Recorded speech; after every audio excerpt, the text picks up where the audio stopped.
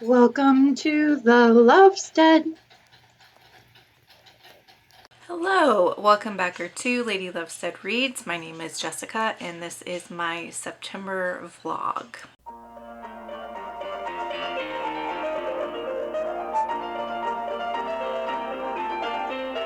I've been a little bit sickly, so I look like pale as a ghost and we're just gonna roll with it.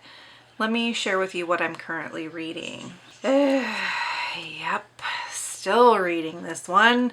I thought I was going to be able to get through it in August, and then I ended up getting sick and I didn't get through it. So I am on page 697 of A Clash of Kings by George R.R. Martin, which is book 2 in the the Song of Fire and Ice series, which is what the show Game of Thrones is based on. I'm getting tongue-tied, I'm sorry.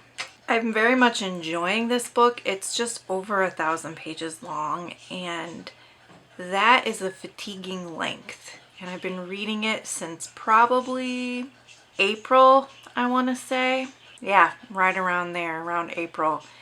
And I need to be done with it so I can move on to my next big book. It just needs to be done. Sorry, that's my chair squeaking. I promise I'm not having gas.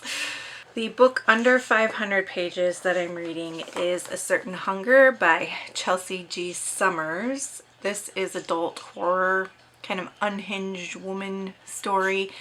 And it's about Dorothy Daniels, who is a food critic and a serial unaliver.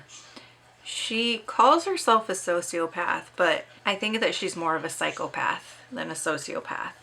She's like that classic, has no remorse, doesn't experience empathy, very self-focused, sees relationships as transactional kind of a character.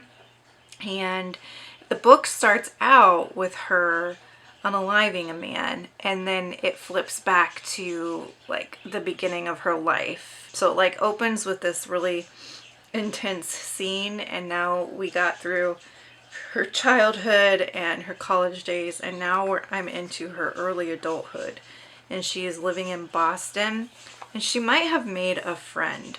And this book is so well written.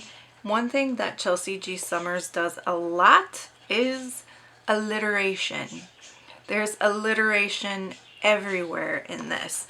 Even on the very first page, there is a moment where, okay, it says, Craddock's stayed and studied, ersatz Englishness aside, I detect a rumpled rebel's raging heart beating in his white-coated breast.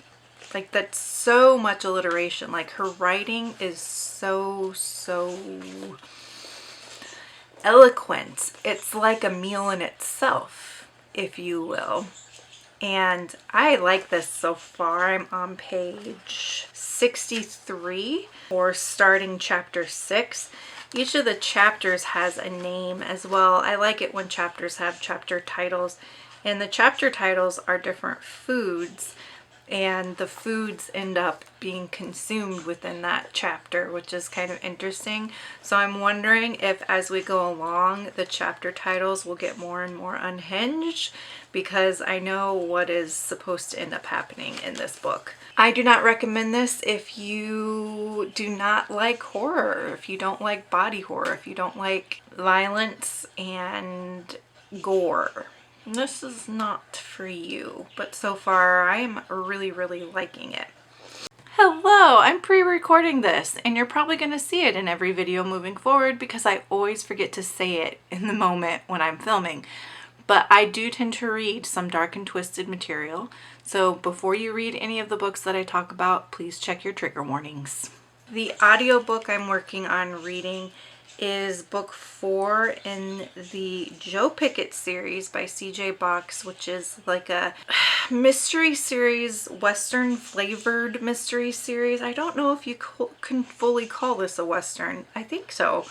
But it is about a game warden named Joe, and he's always like stumbling across these crimes he has to solve. And so the book is called Trophy Hunt. And in this one, he stumbles across a dead elk, and the elk, it's either an elk or a moose, and it's been mutilated in a way that he has never seen before.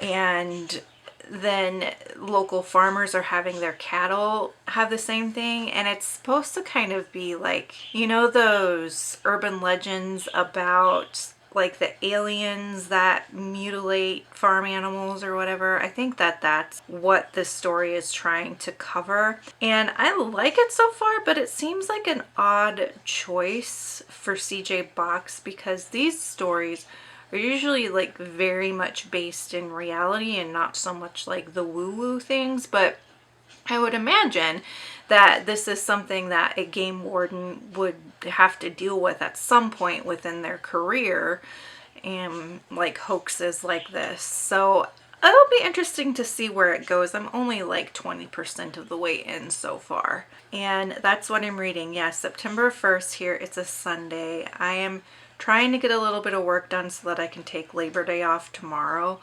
and just try to take care of my health. I've been having some weird symptoms that I don't really want to talk about because I don't want anybody diagnosing me or giving me advice at this point. Yeah, just trying to take care of my health today and do what I can for work, do what I can for BookTube, try to keep my mental health stable as well. You know how it goes. It's still pretty warm here in Iowa. I am ready for it to feel like fall. I decorated a little bit for Halloween yesterday, which felt really good because I have not decorated my house anything for any season since before my dad passed, and that was in 2022. So it's been a while since I've like let myself sort of have that joy, and that felt really, really good. So that's the update, I guess. I hope you're all doing okay. As you will know that I do a sort of vlogs of Halloween event every like August, September, October in the lead up to Halloween to get you hyped for the spooky season. And I'm back at it again, third year in a row, where I'm going to be doing a vlogs of Halloween event. So please. I'm very excited for Gavin's vlogs of Halloween event.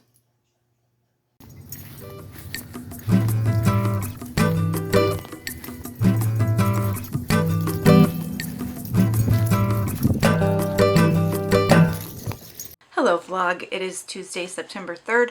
I have a little book haul for you.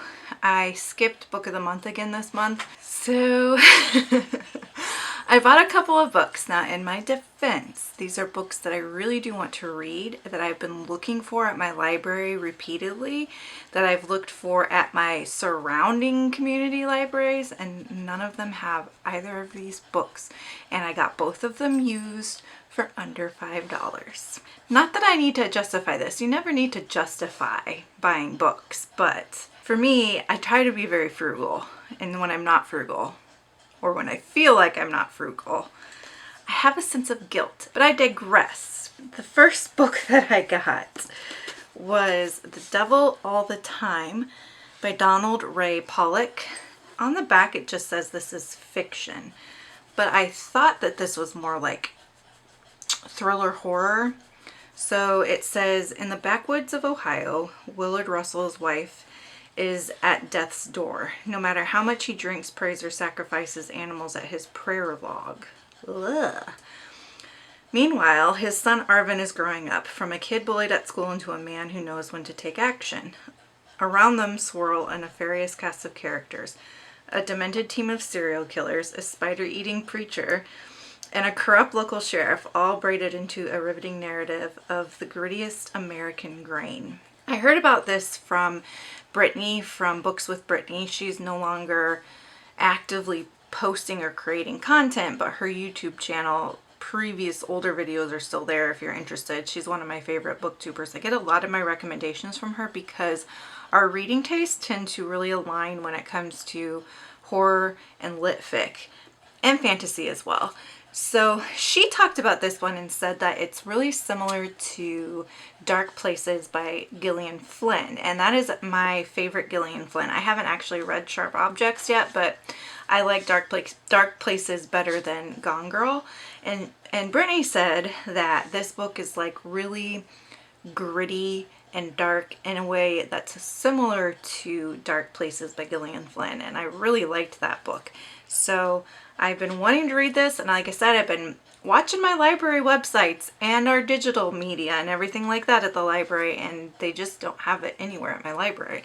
So that kind of surprises me too, because I feel like it's a fairly like popular book. I've heard a lot of people talk about reading it, but I digress once again.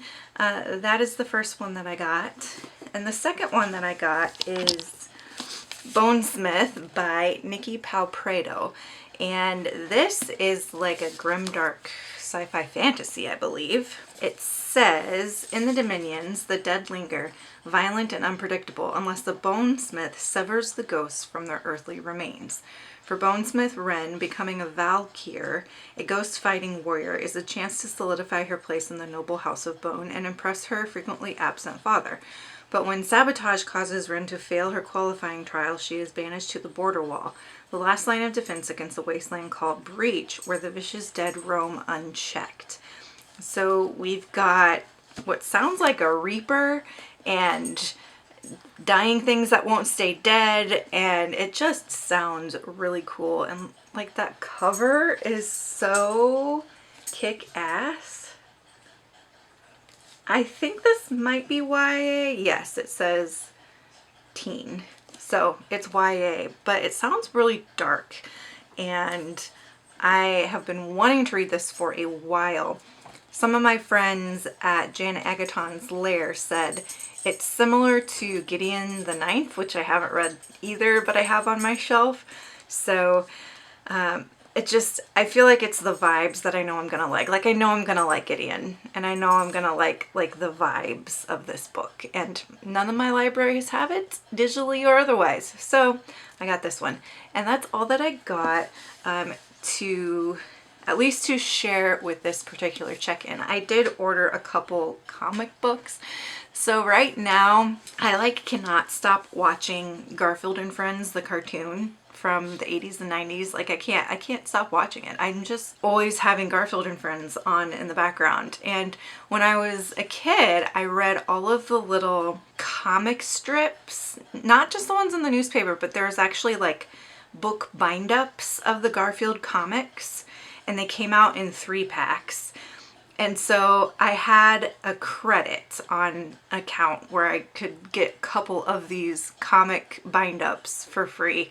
So I did order a couple of those 3-packs of the Garfield comic books. And when they get here, I'll share them with you as well. Because I'm just feeling really nostalgic about Garfield. And rewatching them as an adult, there's a lot of adult humor in Garfield. Garfield is like dark and misanthropic, and it's an experience. I just love it. I love Garfield. I love Garfield.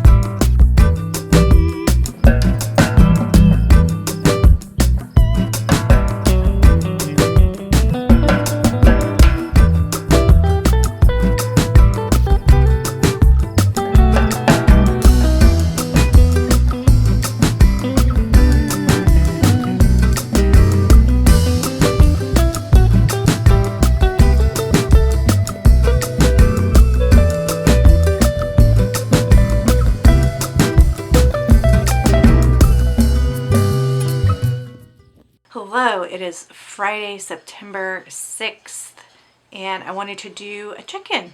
I haven't finished anything, but I have made some progress on what I'm reading. So, Trophy Hunt by CJ Box. I'm having a really happy moment with this book cover because it matches my nails. I love it when that happens. I'm about halfway, well, actually exactly halfway through this one, and it's a fun, interesting time. I don't know, it's missing a little je ne sais quoi that I usually get from a CJ Box novel. And I can't really put my finger on what it is that it's missing. One of my favorite characters from the last book is back in this one. Sheridan, the daughter, I love her. I really identify with her in so many ways. She's kind of like this quiet, keeps to herself animal lover. I mean, the mystery aspect of it, which is the animal mutilations that are happening to livestock, it does seem like it might be something that a game warden would run into in his career. The woo-woo aspect of it, potentially being aliens, is something that they will probably run into in their career. There's a funny scene in this where one of the farmers calls up Joe and he's like, I've got a crop circle. And it turns out that it was just his horse trainer's round pen. It wasn't actually a crop circle. But everybody in town is like in hysterics about these murders that are happening, because now like 3 people have been murdered and mutilated in the same way that the livestock have been. And so everybody in town's a little on edge because they either have an alien invasion or a serial killer on the loose, both of which are pretty terrifying.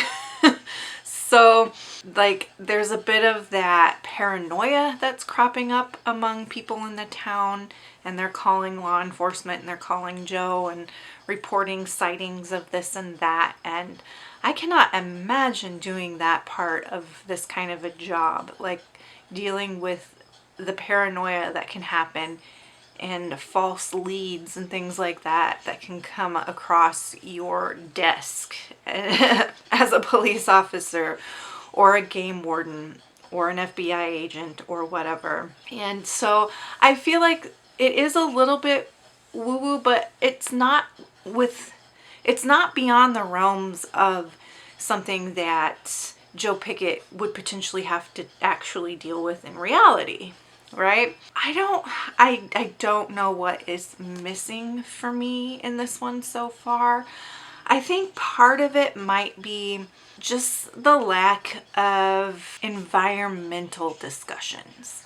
Part of what I've loved about this series so far is you really get to learn a lot about the environment and species and policy around environment and conservation and things like that.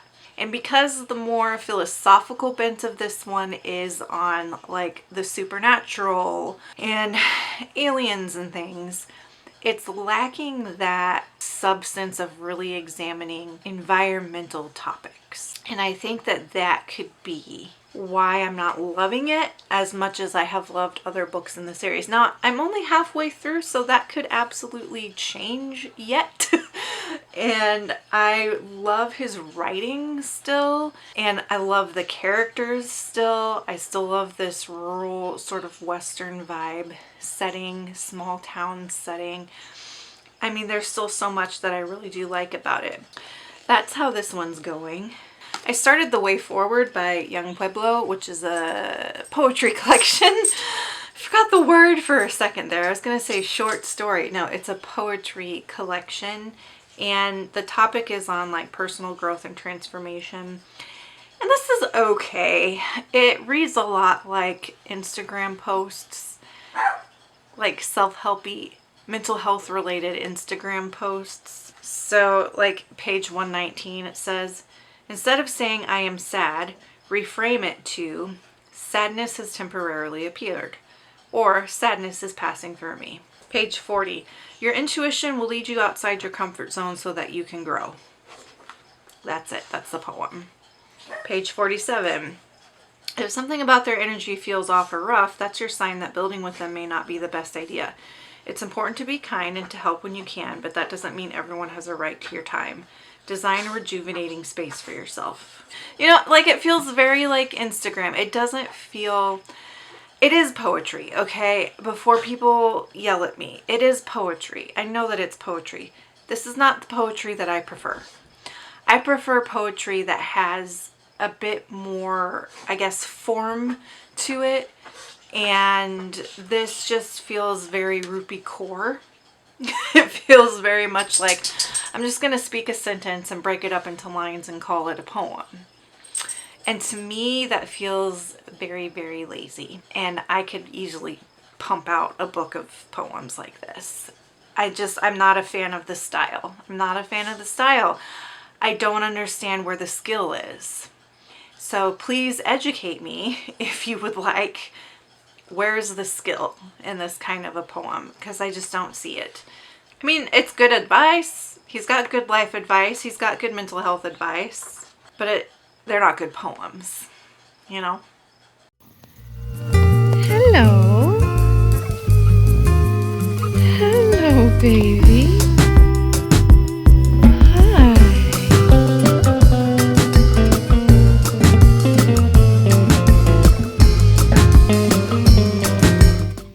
Hello, it is Saturday, September 14th. Please ignore how terrible I look. Of course, I am not feeling great. Story of my life right now.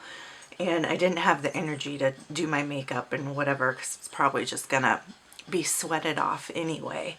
Because today I'm gonna be doing a lot of house chores and things.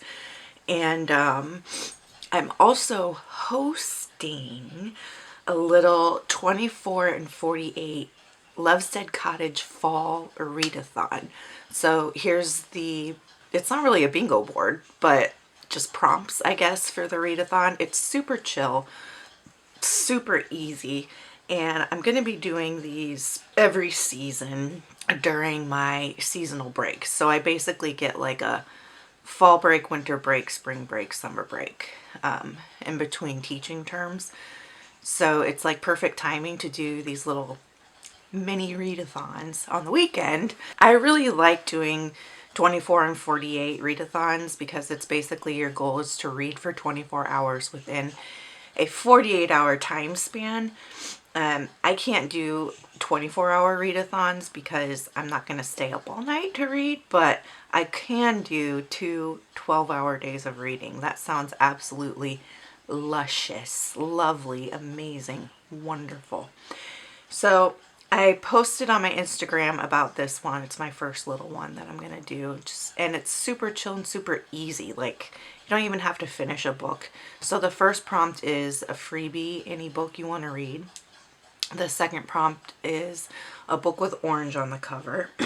And for that, I'm going to be starting my monthly buddy read, Lovestead buddy read, where every month I'm going to pull a book from my shelves that I will definitely read, and then I share it with you in my library haul / TBR video.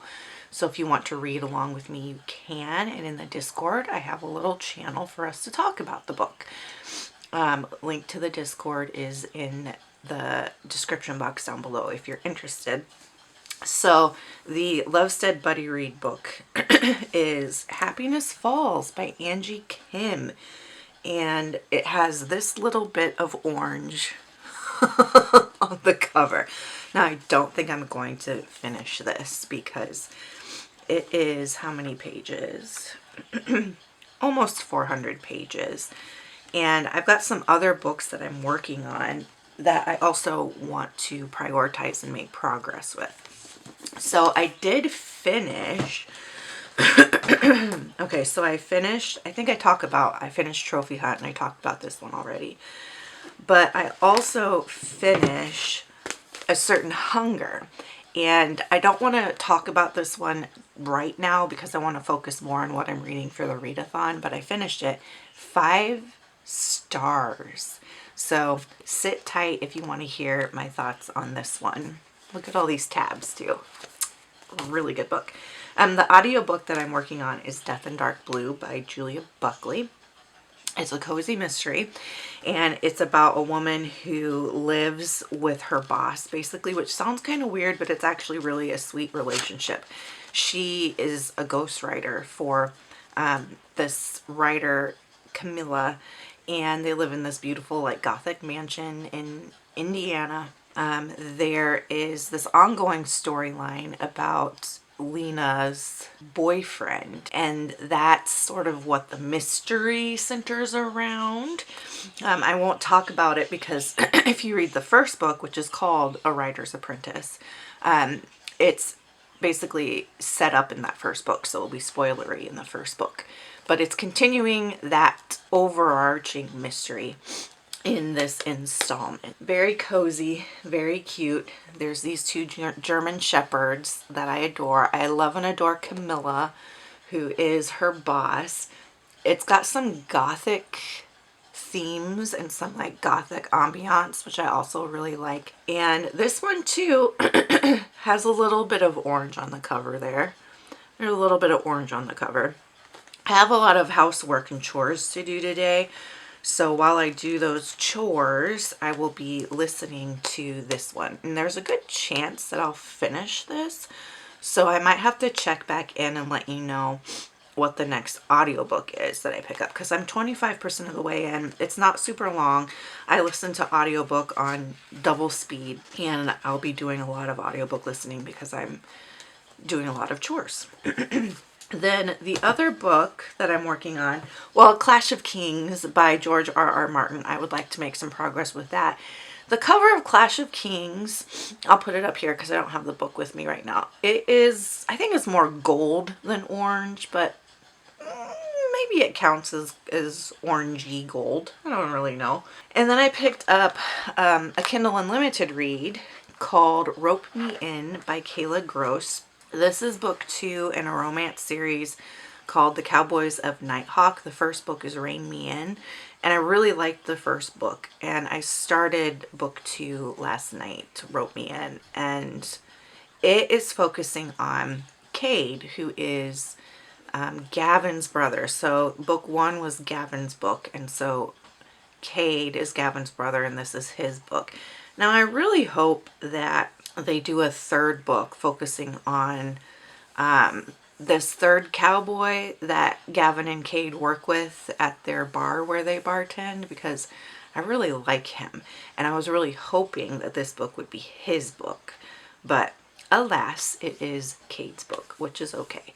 And I just read like the first chapter of it last night, but already really liking it. What I really like about Kayla Grosse's writing is that the characters are so well developed, complex, and layered that they feel like real people, and you really can understand why the love interests are interested in each other, and the, you know, the development of their relationship. Like, it's believable romance. It's not insta love, it's not lust driven or anything like that. So I'm enjoying that so far, and I think that covers the books that I'll be working on for the readathon. So I've got orange, a book with orange on the cover, and then the other two prompts here, if I pull the card back up, is do something outdoors. So I'll probably like walk the dogs or something, and then eat a fall themed food. I am making crock pot ham and bean soup today. I'll show you how I make it because that's what I'm eating for my fall themed soup. So let's get started with the day and come along with me on this cozy, cute, easy breezy little fall readathon.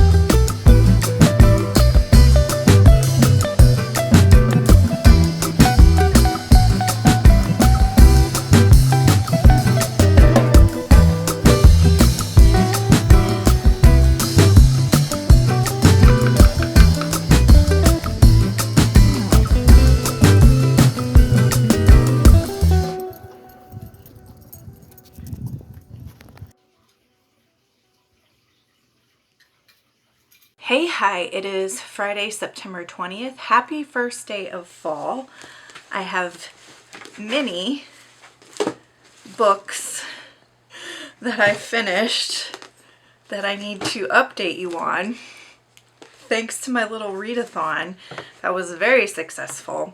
And I don't really have time to talk about all of them. So we'll just talk about one for now. And then maybe do a check-in every day until I have you fully updated. I think I already updated on this one, so that one is done. Next, I finished A Certain Hunger by Chelsea G. Sommers. I gave this 5 stars. It is so good. The writing is just exquisite. It's such good writing. The character development is excellent. You really get to know Dorothy Daniels, who's the main character, and her, I guess, logic behind why she does what she does. She's essentially writing letters or her memoir from prison about how she ended up in prison, the events leading up to that, who she unalived, why she did that, and how she ends up getting caught. And it just is one of those books that kind of spirals to the end, where the end is just, it's so, I guess, intense maybe, but what's another word? I need to find another word for it. Intense, climactic, I guess. It is fairly climactic, even though the book is, I would say, medium pace. It's not super fast paced, probably medium pace. And she goes back and forth in her timeline. And so you get to see like her essentially like life story, but it's not super linear. So it's not a linear timeline. It does kind of go back and forth between parts of her life. She kind of rotates between discussing like big ideas and telling her story. So some of the big ideas, obviously cannibalism is a huge idea discussed throughout this entire work, and like the history of it and theories about it, philosophies about it, so on and so forth. But she also talks about, you know, mental illness and what it's like being essentially a sociopath. And she talks about friendship and relationships, and she talks about success and how to be successful. Food is a major theme throughout this, since she is a food writer. So she talks extensively about food and describes the food that she eats and describes certain delicacies. Like there's a big section in here about white truffles from Italy, and like how they find the truffles and how rare they are and what they're used for and things like that. So if you love reading about food, you definitely like that part of this book, because a huge part of this is like being a foodie and like having a finely tuned palate and all of that. I thought this was so well done, and I think that this is a book where when you reread it, you're going to take away more and more things to think about with each reread. Let me read you some quotes so you can see if this is a writing style that you would like. She's also kind of an unreliable narrator, but she's easy to believe. Like, she writes with such confidence that you believe her, but you do need to question, okay, is she really a reliable narrator? So on page 22, it says, people tend to think that the most natural stories begin at their beginning and unwind through their middle to their completion, and sometimes they do, but that narrative structure is only as true as time, which is to say it's as much a construct as a house or a dress or a turducken. Stories are like justice or a skyscraper, things that humans fabricate. I started this story, for example, somewhere near the end, but that doesn't make it any less true. It makes it artful, but not false. She gets into kind of, you know, is she a reliable narrator? And she insists throughout the book that she's being honest. And I don't know about you, but whenever someone is like so insistent that they're telling the truth, I immediately think, they're probably not telling the truth. Here's another quote on page 27. She talks a lot about feminism and women's issues and writing and that kind of thing. So this is an interesting quote. It says, feminism comes to all things, it seems, but it comes to recognizing homicidal rage the slowest. In one of her writing jobs, she manages the lifestyle section of a magazine. And so she talks about how the lifestyle section is basically a part of a magazine meant to make people feel like their lives are inadequate. And so you have to follow whatever advice the lifestyle section has. And so on page 46 and 47, she writes this about lifestyle section. I hated the lifestyle section. Lifestyle means nothing. It's the part of the paper dedicated to making its reading public feel pointlessly bad about themselves, and then convincing readers that the solution to their existential woe is buying the self-same stuff that made them feel bad. The lifestyle section exists to prescribe a standard of living to which ordinary people should aspire and ultimately fail. The only people to whom lifestyle comes naturally are the very rich or the exceptionally famous. Everyone else is just trying to hard scrabble an existence about which they don't feel an endurable level of shame. Those are a few quotes to just get you a feel of what the writing style is like and see if you would like it. None of those quotes are spoilery, so you don't have to worry about that. And as I said, I did give this 5 stars.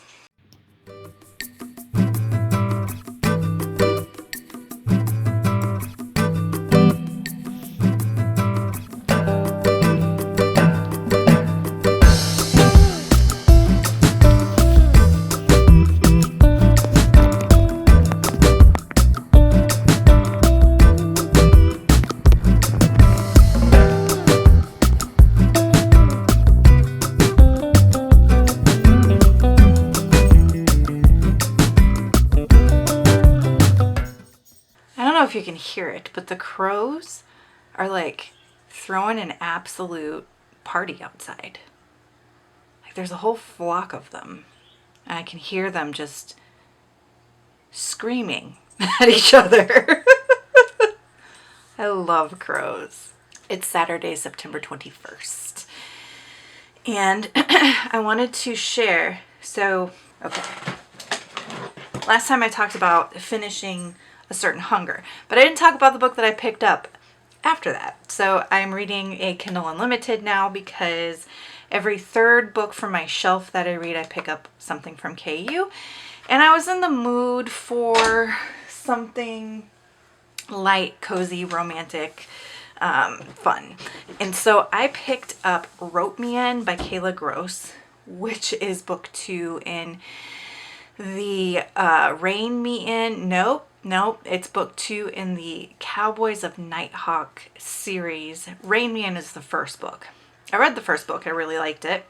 And so I picked this one up. This one focuses on Gavin's brother. His name is Cade. And I was kind of hoping that this book would focus on Jake, who is the owner of the Nighthawk bar, but maybe he'll get a 3rd book and that'll be his book. Anyway, we're focusing on Cade, and Cade has experienced quite a bit of trauma. If you read the first book, you'll know the trauma that he kind of went through in that book, and he's coming out the other side of it here in this one. He's battling a lot of demons and, you know, struggling with addiction, specifically alcoholism. And then we have this love interest that moves to town, and her name is Presley. She is a fiddle player, and she's come to town, but she's got secrets. So I guess I don't know a whole lot about it so far because I'm just still learning about her, but she was apparently in this band and has left the band and ended a really abusive relationship with this guy who just treated her horribly. And she's decided to move to this small town in Texas to basically start her life over. And so she gets a job at the bar where the guys work. And she and Cade kind of have like this instant connection going on. And she is angry about it because she doesn't want a relationship. She doesn't trust guys right now. She's just so used to being treated terribly that even the little bit of kindness like surprises her and shocks her. And so that's kind of the premise, right? So each of these characters is coming into the story with quite a bit of baggage. But one of the things I really liked about Rein Me In was the same thing. Like the characters came into the relationship with quite a bit of baggage and things that they were working through, but that feels real to me because that feels like a real human being with flaws and trauma and a history And I just really like the way Kayla Grosse works through these issues, like the mental health issues, you know, the relationship dynamics and things like that. I think she's a really good romance writer in that she gives me what I need from a romance, which is characters that feel like real people. They are layered, they are complex, and then when you bring them together, she really gets into like the intricacies of those dynamics and the work that you have to put into a relationship to make it work. So far, I'm like, I don't know, I've read 75 pages or so, and I'm really enjoying it a lot. I am so happy that I have found a romance author that works really well for me, because up to this point I've had a very bad luck with romance here this year. But I do have a new video series that I'm working on about why I think I read romance wrong and what I'm going to do to work on approaching romance genre differently. So look for that coming up. Okay, next, another book that I finished during that readathon, the Lovestead Fall Readathon that I did last weekend, was Death in Dark Blue by Julia Buckley. This is cozy mystery. It's book 2 in the Writer's Apprentice series, and it picks up where the first book in the series left off. So I'm not going to tell you a whole lot plot-wise because it'll be spoilery for the first book.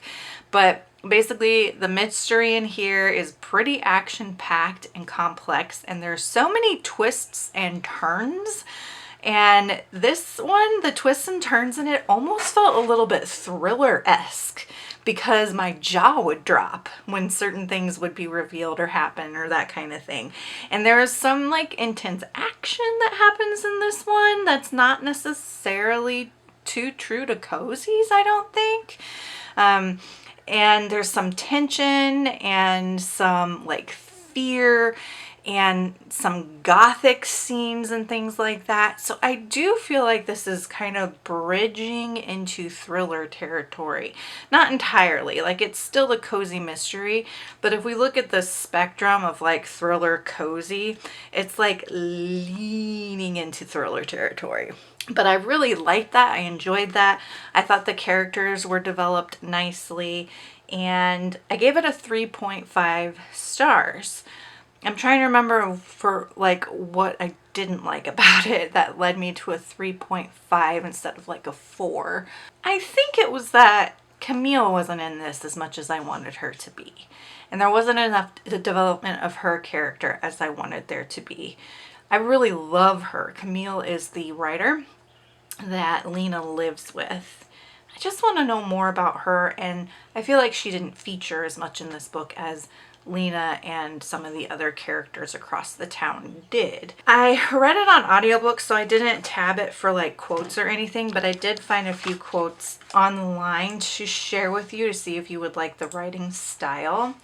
And they haven't listed the page numbers or anything, but the first one says, "Truth can come in an instant, and when one looks into her eyes, one's vision is forever altered." And then the second one is, "Her mother had always quoted an expression which, loosely translated, meant danger wears a cloak of silence. And it was true that she did not hear danger approaching." That gives you a sense of what the writing style is like. Who would I recommend this to? I mean, I'd recommend this to anybody who likes cozy mysteries. I would recommend this to people who like to read books within books because there are little snapshots of the book that Camille and Lena are working on. I would recommend this to people who like to read about the process of writing. I would recommend this to people who like cozies set in like the Midwest, since this is in Indiana. I feel like I don't come across a lot of cozies set in the Midwest, so there's that. I would recommend it to people who like cozies where there are animals in them. There are these 2 really adorable German shepherds and then her cat, and they're brought up quite a bit in the story. They're not featured as characters necessarily, not like in the Amish candy shop when that potbelly pig is like a character in the books. They're not like that. They're definitely like just in the background, but they are there. I would recommend this for cozy readers who maybe like a cozy that's a little bit more dark and thrilling. And I would recommend it to thriller readers who want to give cozies a try and maybe who have never read cozies before. I think this would be a good series to test out to see if you like the cozy genre. Whew. All right, September. September I feel like is coming to a really quick close. Like September's gone by way too fast. And we're not getting fall weather. It's still like 95 degrees outside. And I just really, I'm ready for fall. I'm ready for winter. I'm ready for cooler temps. Like, can it just be fall already? Other news, I'm going to be having my gallbladder removed. So I've gone through like a series of tests and stuff with my doctors, and my gallbladder needs to come out. So I don't think it's going to happen in the month of September because I have to go do my consult with the surgeon and then schedule the actual procedure and surgery and whatever. But that is coming up, and I think it's going to help me so much. I have had a super sickly summer, and I've talked about this in my August vlog, how every plan that I made this summer ended up not working out because I've just been so sickly. And so I'm looking forward to feeling better. Like I just want to get this surgery done and over with so I can be on the mend and get my freaking life back. So you may be like, ooh, surgery, scary, bad. No, for me, I'm like, heck yes, let's do it because I'm ready to feel better. So it's actually kind of good news for me. The only thing that is concerning is paying for it because America.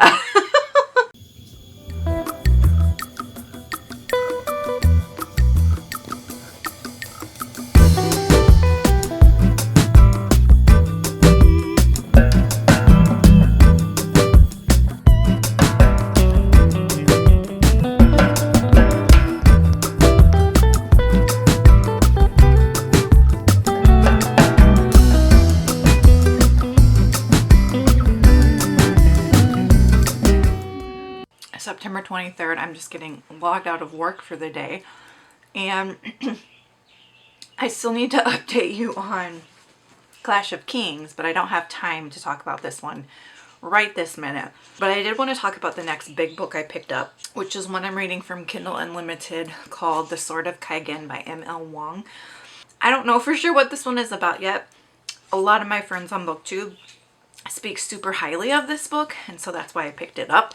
I mean, I think I've read the description a couple of times, but I couldn't exactly discern from the description what exactly this book is about. So far, there's a school for young kids on Mountain. There's different sets of families that live in this community.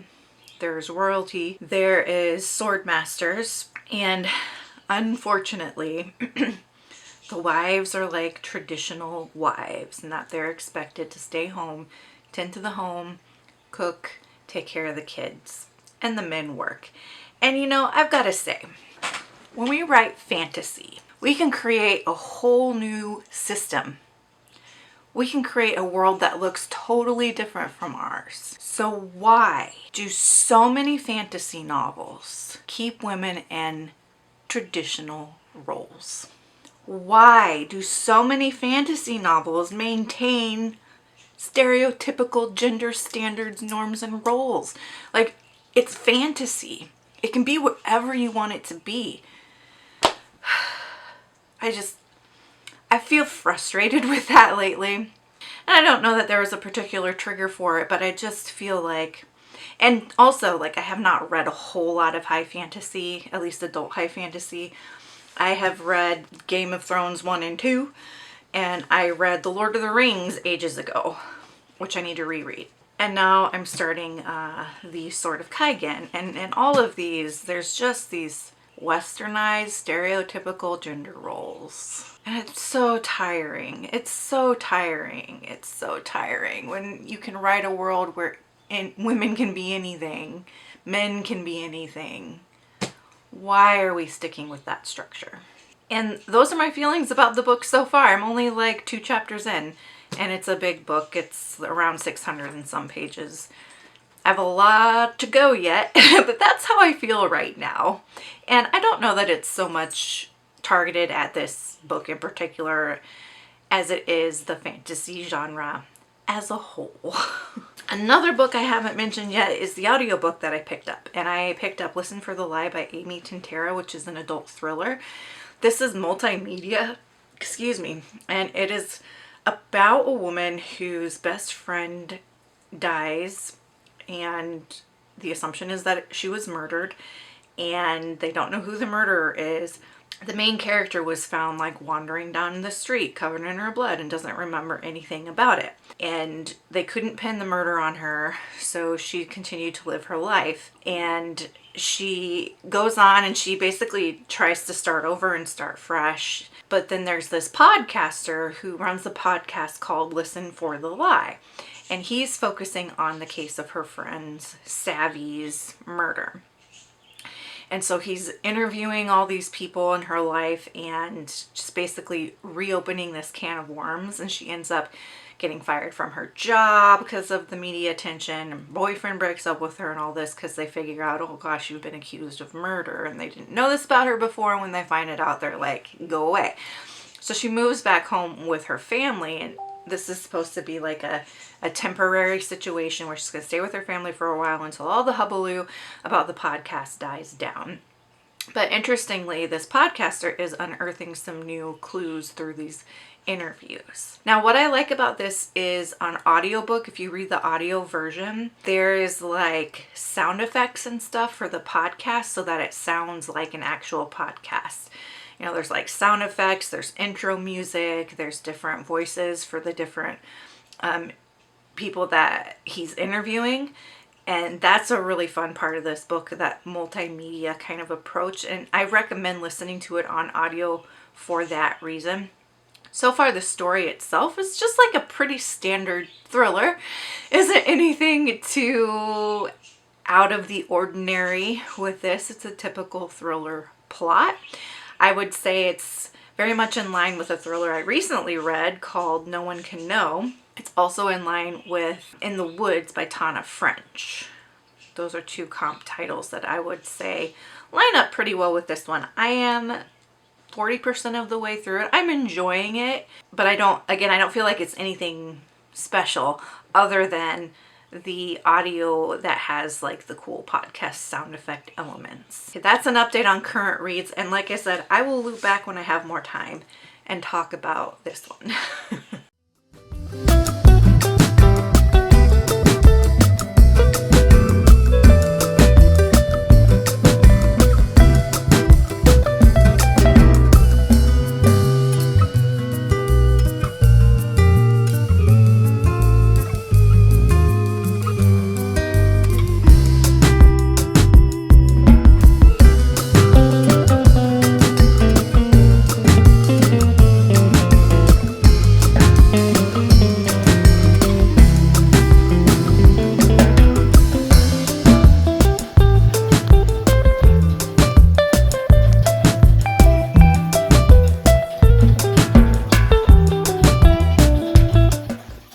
Howdy, hello, I finished Listen for the Lie by Amy Tintera and I gave it 4 stars. Time out, my gallbladder is acting up. Give me 5 minutes. Okay, I'm back. I finished Listen for the Lie by Amy Tintera and I gave it 4 stars. I ended up really liking this. By the end, gosh, I was so emotional at the end of this book because something about it really struck a chord with me in that, yeah, this is a mystery and it's really interesting, but something about the way Tintera wrote that ending just reminded me that even though it's a fun mystery and that's interesting to try to figure out, at the end of the day, it's still a woman who lost her life and it's incredibly tragic. And it really got me thinking about true crime and the way that we consume true crime, and trying to find that inner balance of finding these stories interesting and engaging, but also remembering these are real people who experienced horrifying and tragic things, and many times lost their lives. There's that little ethical line that we walk as consumers of true crime media. And this book, even though it's fiction, really got me thinking about that by the end. because up until the end, the tone is kind of glib, witty, sarcastic, funny. Like, this is all just so silly and entertaining. But by the end, there's just some scenes where the main character, I forget her name already, of course, is remembering the victim, Savvy, and remembering how much she loved her, and remembering how there's like a line at the end that goes something like, of all the people in my life, Savvy was the only one who really cared about me, or something like that. Just the depth of that loss. And it hit me. Like, it hit me, and it made me so emotional. Because yeah, up until that point, this was just a fun little mystery with a quirky main character who's kind of dark and messed up, but also just kind of entertaining. But by the end, you're like, damn, this is really tragic. It's really tragic. And I thought that was kind of genius. Now it's 4 stars because I don't know if that was the author's intention or not. Or if as I was reading it, it just hit me kind of out of the blue, because I tend to think about that fine line in true crime. You know, I've experienced loss of loved ones, family, friends, etc. in the way that the main character was describing, remembering her friend really hit on that grief, and it might not hit on that grief for other people. So it's like, it's 4 stars, not 5 stars, because I don't know that it will have that impact on other people. I think there's a good chance that I'm reading something into it that's not actually there. So just keep that in mind if you go to read it and you don't have the same experience. I have a hunch that I'm reading something into it that's not really there. But that's kind of the beauty of reading and sharing what we read and talking about what we read, because we all experience these books in different ways based on our experiences. And I love getting to hear about people's experiences with book, because it's all so individual, right? And it's why it's so important for you to be honest about your experience with a book, instead of just trying to pander to what you think people want to hear from you. So if you are a reviewer, I'd really encourage you to, you know, maintain that integrity, maintain that honesty, because that's what I love hearing about. I love hearing about those differences, and I love hearing about the ways that different kinds of literature trigger different things in different people. And like, that's the beauty and value of it. I'm going to get off my soapbox now. I don't know what audiobook I'm going to be picking up. I'm doing quite a bit of housework this weekend to prep for surgery. I meet with a surgeon on Monday. So I want to do a lot of cleaning this weekend to prep the house and kind of get things ready in case they can get me in fairly quick for surgery. That way the house is clean, and if I need someone to stay with me, they've got a nice place to stay. And I need to get some instructions together for pet care in case I need someone to come in and help with that. So I need to pick out an audiobook, because I want to be listening to an audiobook while I'm doing all that, but I just don't know which one it will be yet. And I guess I'll let you know when I figure it out.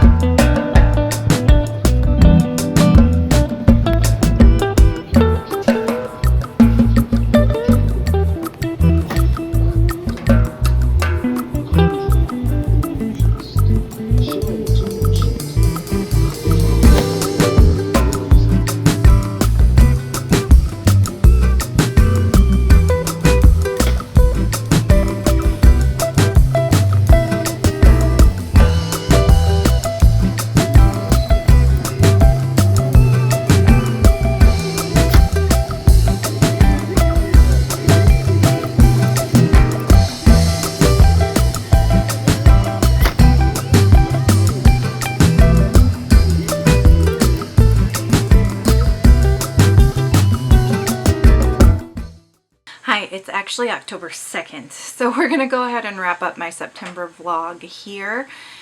And I didn't finish any other books. I kind of hit a slump because of doctor's appointments, work requirements, cleaning, etc. So we'll just wrap it up at that. I hope you enjoyed this vlog. If you want more content from me, make sure to like and subscribe. If you just want to leave me an emoji to let me know that you're here, go ahead and leave me a fall leaf emoji, because hopefully that will usher in cooler weather. And until next time, make sure that you continue to read good books, drink good coffee, take care of yourselves and each other. Bye!